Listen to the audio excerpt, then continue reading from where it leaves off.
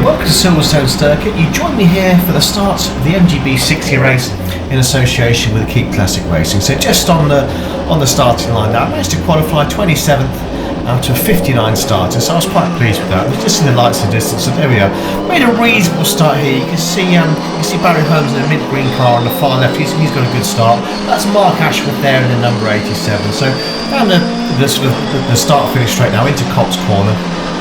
You see number 20 there, he's made a good start and got round the outside of me.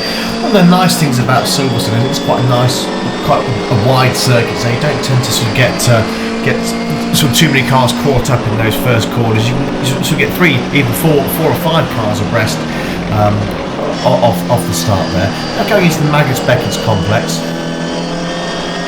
I think I've managed to sort of hold position. I may have sort of gained one or two places off the start, but possibly lost one or two as well. You've got Mark Ashworth immediately in front of me in the red car, and then Barry Holmes in the mint green car. So that was Chapel Curve. Now we're going on to Hanger Straight, probably reaching just over 100 miles an hour here.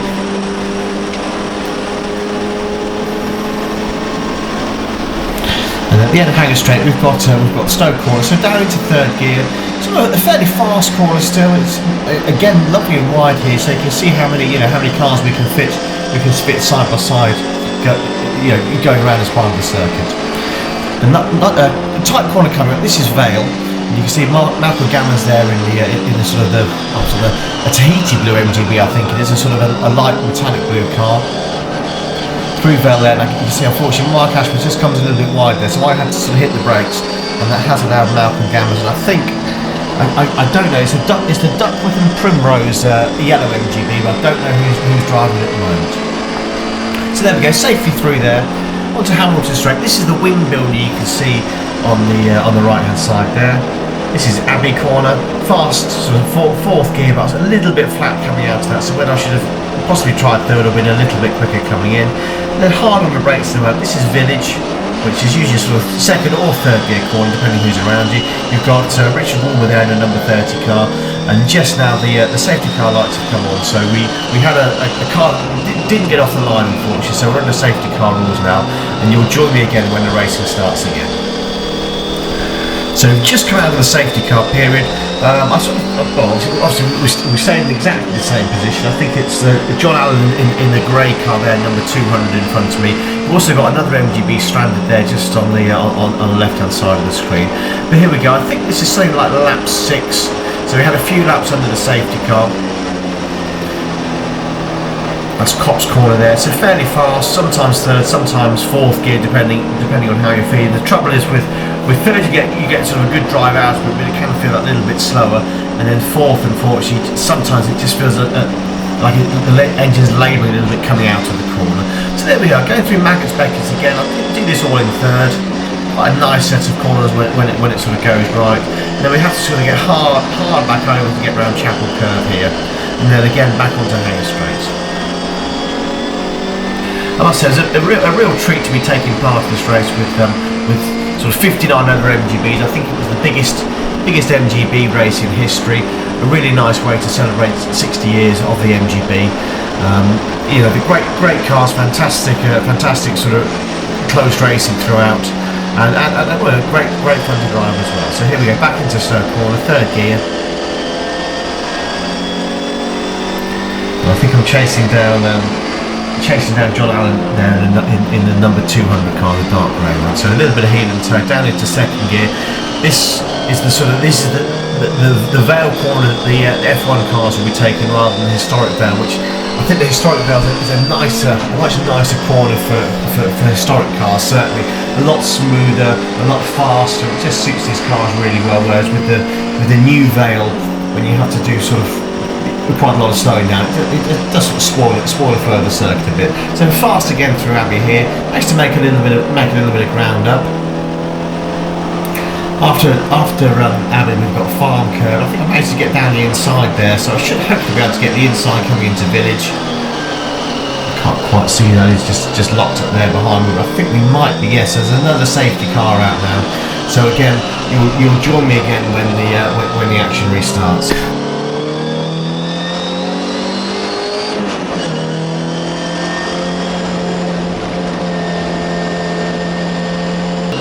So that's the second safety car period is still going, and I've decided to make a pit stop and come out there.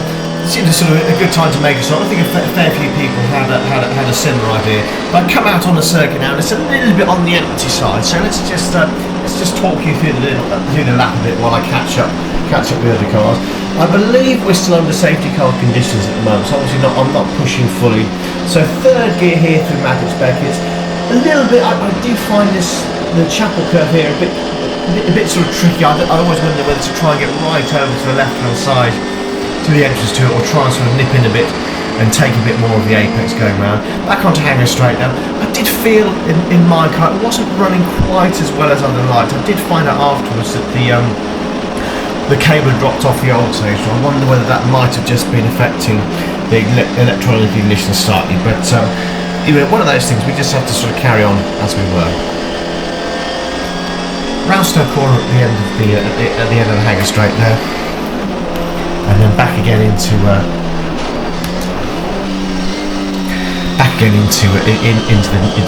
Vale, which is the new corner. So round here. After that we've got Club Corner, which is quite nice, with third gear leading on to that Hamilton straight. So there you can see the back of Club Corner there, and also on the it's on the left hand side now, but on the right hand side now that's the F1 pits there, the new building they put in a few years ago. So through Abbey there. I don't quite know who's in front of me at the moment. I should be able to sort of catch up with them, because we are still on the safety car. But I think it might be coming in shortly. So down through the gears, that's Village. So round Village, then we've got the loop coming up, and I like to try and get sort of as far over to the right hand side as I can of the loop. That second gear, a bit tight in these cars really, and it really does feel like the cars are labouring to come out of the corner. But I think trying to do that in first would be a little bit difficult. So down the Wellington Straight now. This is another sort of quite fast part of the circuit. Fourth gear, probably touching 100 miles an hour again. Fairly hard braking now for Brooklyn. It's quite a good place to watch for if you ever come to Silverstone. The right hand side there, which is the BRDC stand, is a good place to watch. So that was Brooklyn. And we've got Luffield, which is another looping corner. This brings us round and back onto what is the heritage pits, or the old-fashioned start-finish straight. So here we go. Got a little corner here, Woodcut. In the dry, it's lovely. You can do this flat out, no problem at all. In the wet, it's very treacherous indeed. You sort of, it doesn't take a lot to be spinning backwards into that pit wall. So there we are. That's a lap completed. Cops again. I think I'm going to drop down to third, am I? Oh no, trying it fourth this time. So let's see how the engine note changes. So I was able to carry some speed through, but you can just feel it just seems a little bit flat coming out of the corner there. So I think for me, I'll probably need to stick with third for that, but we'll see what happens as the race goes on. So down to third for Beckett.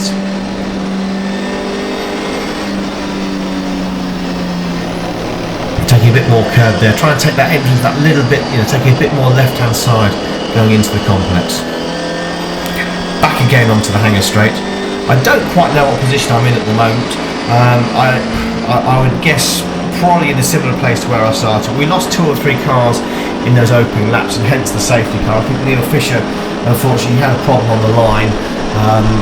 I think it was an electric issue that the mains lead or something had shorted out on the starter mode, so he wasn't able to take the start at all. Luckily everyone missed him on the start finish straight, and he pulled off the circuit just to the outside of Cops, that caused the safety car. And then we had another MGB stranded. I think it was around Woodcut. I don't know what car that was. And so we did have a few safety cars early in this race to get that sorted out. And I don't know quite who this is. Number 54. I think that's the Welsh MGB. Not a driver I know, unfortunately. But I think that's the back mark I was passing. And again, past the wind building on the right hand side. And then through Abbey again. I like to take a little bit of that outside curve there, just to try and make that corner sort of as flat as possible. But again, it does seem just that little bit flat on the exit. And I'm sure in the past that the engine just felt a little bit crisper there. You also had that bit of a snick going from fourth into third gear there. So back round the loop into second now. And I think that's Mark Ashworth there, looking at the MGB that's behind me. So that's through Aintree, which is the corner coming out of the loop, and then onto the Wellington Straight. This is a new camera angle I put in for the weekend, so that's just looking back in the car and seeing me driving. And then the usual one, which is obviously from the back, from the sort of the rear of the cockpit, down into Brooklands again. And it's like Mark Ashford has managed to pass me on the inside there.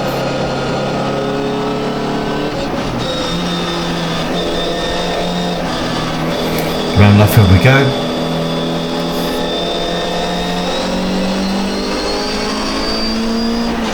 A bit of a mischief there, which is always so frustrating when you're in the car. So back down past the sort of the heritage pits, you can just see the pits on the right hand side there. And down into third this time for Cop. Let's see if this feels a bit quicker or not. So you definitely hear the engine seems happy. Mark's gone a little bit wide on the circuit there. He might pick up a penalty for track limits for that one.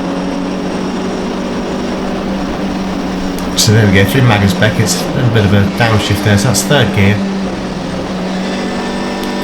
Being a little flashy there with some left foot braking as well, just to get the car slowed up that little bit, and then round Chapel Curve there.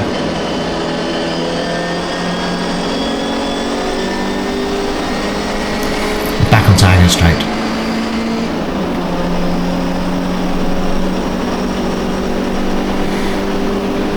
Coming down to Stoke Corner. Now the braking sort of point for this corner is a lot later than you think. You can sort of go all the way to the side before you need to start braking. Certainly when you're doing track days and that sort of thing, it feels like you need to be able to brake a lot earlier than you should be. Just one of those things to sort of take into account when you're driving a circuit. So back into second gear again. This is the Vale corner. I think with this one you've got to sort of take it fairly easy on the way, and you can very easily overcook that and push yourself right out wide. I think I might just sort of hang on to Mark here as we go through the club corner.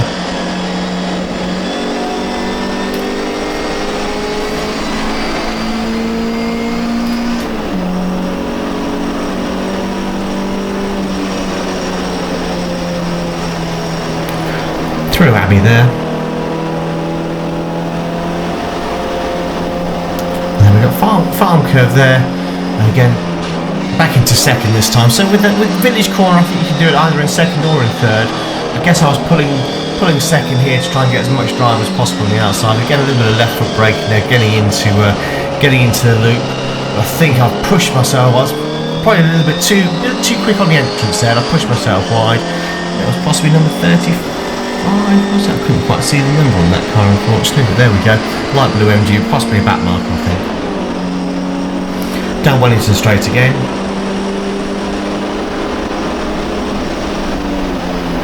That's third gear. So Brooklands is the first part here. Quite a nice, a smooth corner. You can carry plenty of speed through it. Into second for Luffield. I don't know if we're catching some cars in front, whether they're back markers or whether they're in the race with us. I'm not quite sure. So back round again through Woodcote. Behind me, I don't quite know who that is. It's possibly Barry Holmes. I know he caught up with me a bit later in the race, but it's a little bit far away to see at the moment. So it's through the start finish again. I can't quite see the lap time there. It looks around about a 2:51 from what I can tell from the readout. So pretty average. I think the best time round there today was a 2:42, which was Sam Kirkpatrick. I think the top guys were certainly lapping the low 240s. And we had a sort of quite a big group of MGBs. I mean, I think there's almost 20 of us who were doing times between 2:49 and 2:52. So, I think I was very much part of the average lap time there. Nothing spectacular by any means, but again, nothing too disappointing either. So here we are, back onto Hanger Straight again. I can't quite tell who's in front of Mark, but I'm guessing with the speed they're there, we're probably racing them.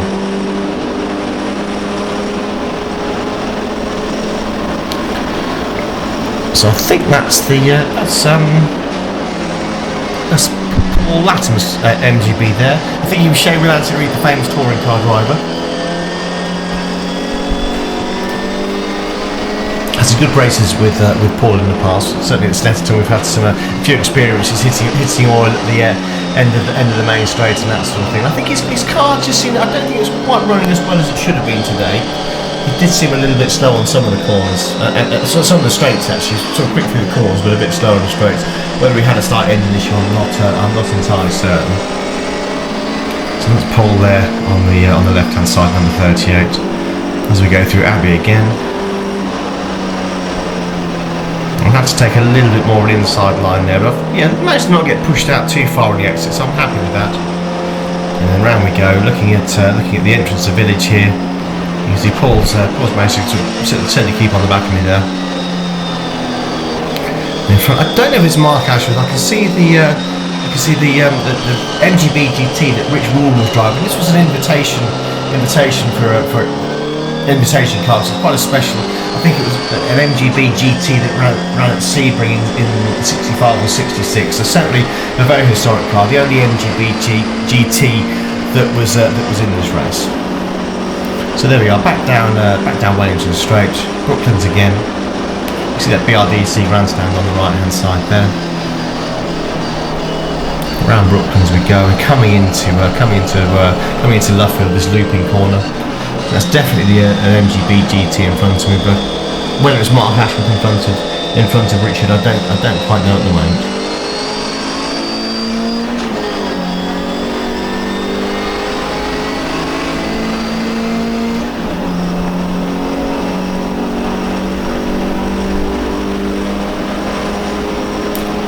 So there we are, through Cops again now. I think that, third gear this time.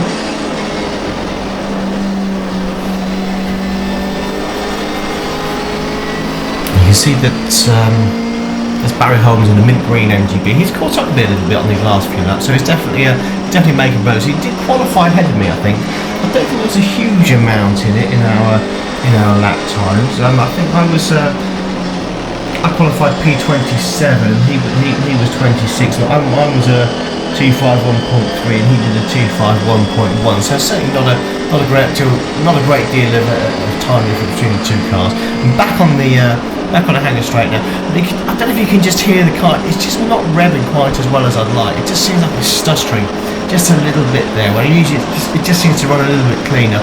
So whether this was to do with the alternator problem I was having, and then the battery getting a bit low on juice, or something else, I did find out on the Sunday race that the clutch was slipping very, very badly. So whether it is just the start of that, I'm not quite sure. Anyway, into second gear now. See a little bit of lock up there from Richard.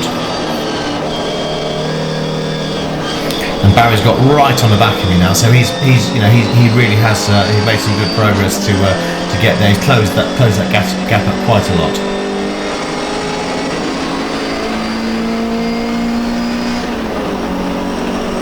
I think with Richard's cars, I was a little bit quicker on a straight, but he's an absolute maestro through the corner, so he really is able to push that MGB GT to the limit.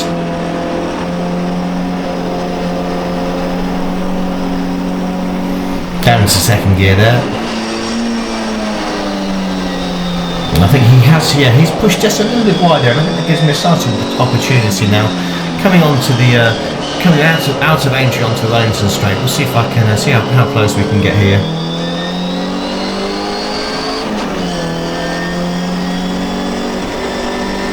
Yeah, so there we are. That's for me. That's a fairly easy path. The engine in my car is certainly running pretty well. At that point, you'll notice it turns a little bit a bit later in the race. So there we go, down into third gear.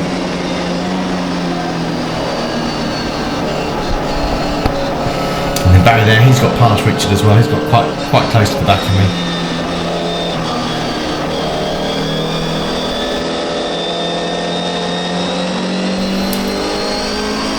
So through Woodcock, you see that nasty slick on the gearbox. Unfortunately, I think the third gear synchro had worn at that point.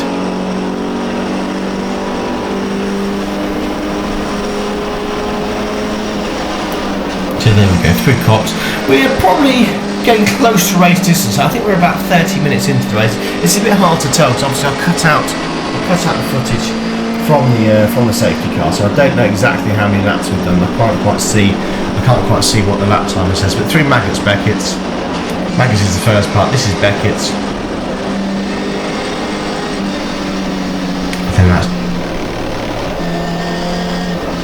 that's Beckett's, and this is Chapel Curve here, coming up.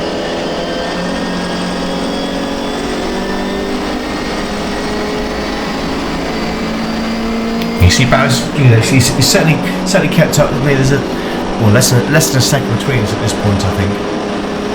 So down we go into Stowe corner. So that's third gear for me. And he's on the inside of the circuit, which I think, that's helped me a little bit. So he's sort of compromised his line a bit by being on the inside there. And you see Rich has gone quite wide on the exit of the corner there. So into Vale again. Let's see how this works out for me. But obviously Barry's closed right back up on me there. So through the second part of Vale, this is Club coming up.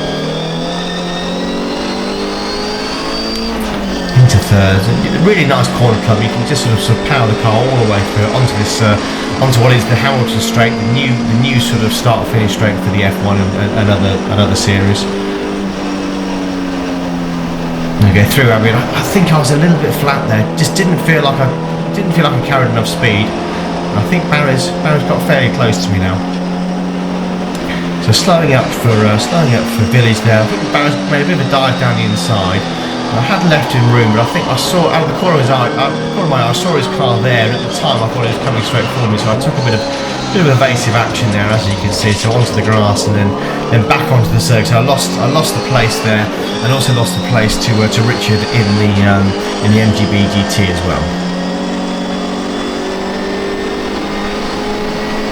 So here we are, back on Wellington Straight, and you can see now Richard's. I know I'm pointing to have the best entrance to the straight there, but it did seem as though my car was getting a little bit slower and slower as the race went on. So here we go through Brooklands now.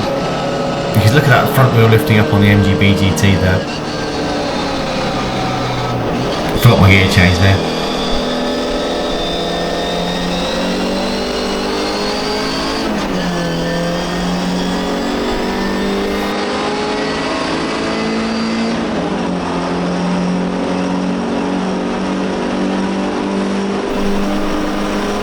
So I managed to pull over to the side of Richard here, but I think he's got the sort of dominant racing line through that corner there. I can't make a move on the inside at that point.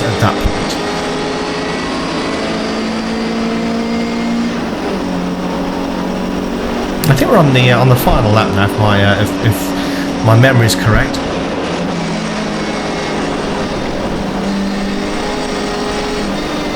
So there you are, through Beckett's there for the final time. We've got Chapel Curve that takes us back onto the Hanger Straight. I would say if you've not done a track day at Silverstone before, I really would recommend it. I think it's quite a good circuit to learn on. It's very, very wide. You've got plenty of runoff. It's quite a safe circuit too. I don't want to sort of tempt fate. You do pretty well to knock into anything here, because all the corners have got a nice space around them. So you can see I managed to get past Richard there on the straight, but he's straight back past me in the corner. He really does sort of take that car around the track very, very well indeed. So coming into Vale now, I think he's done the right thing. He's just sort of covered that inside line.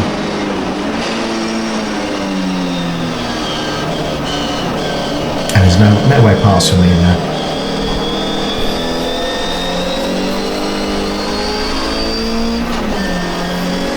So Club Cork, and you can see the Paul Latimer has actually caught up with me a little bit there after my slight excursion onto the grass on the lap before. I don't know if you might have just heard it then, that engine was just spinning up slightly. I think this is the start of the clutch starting to go, unfortunately.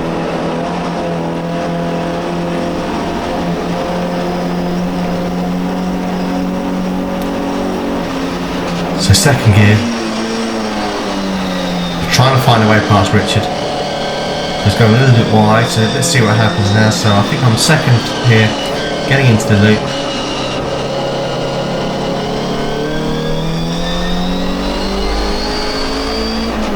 Nice and close there, but I just don't think I've got quite the car doesn't have quite the legs on this straight as it did earlier. It was a few laps earlier when it just drove straight past. And it's just hesitating a bit. I don't know if you can hear it or not. And there we go. So I've got to make do with back into third through Brooklands. I just feel like that clutch is just looking slightly. One of those things, I guess, is all parts and parcel of motor racing that these things do wear out. And there we go. So back through Woodcote now.